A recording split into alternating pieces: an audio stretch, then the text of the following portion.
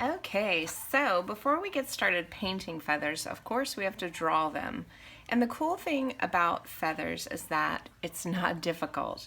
That's one of the best things about these projects is you really can let your imagination go wild and come up with your own designs and just pull inspiration from nature, but then just let your imagination take over.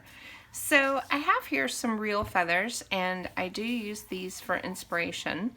But I wanted to show you one of the cool things about feathers is that most of the time, and you can really see it on this one, they are not symmetrical. So one side will typically be wider than the other side, and that aids the bird in navigation and flight, but it aids us in that we don't have to worry about getting things perfect or symmetrical or any of that.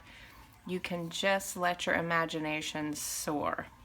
So I use these for inspiration, but when I start to draw, I typically will not look directly at the feather that I'm trying to recreate. I just kind of pull some images into my mind and then I just draw. So I'll put those to the side and we'll get started drawing. So with feathers, I do draw directly onto my watercolor paper. And this is a 9 by 12 sheet of Arches 140-pound cold press. I have my handy dandy pencil and I have an eraser just in case. I will say I wouldn't erase too much on watercolor paper just because you can mess up the tooth of the paper. So the way that I start is I do one side, I do a middle line, and then I do the other side.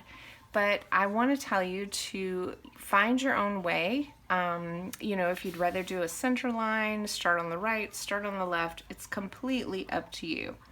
But how I start typically is at the top.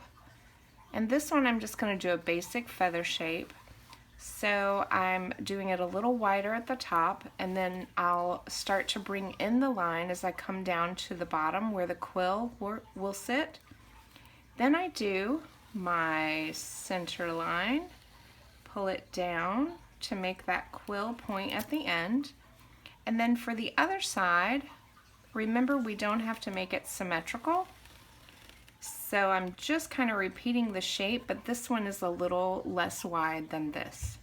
And there you have it. That is a basic feather shape. If you get stuck, try doing it the opposite way. So instead, start with your quill at the top and then start feathering out from there and make the top of the feather your bottom. Connect to that line and then do your other side.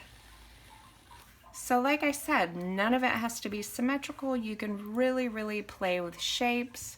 I really suggest looking in books, look online, look up different birds, peacock feathers, eagle feathers, all sorts of things to really get you inspired and get you going.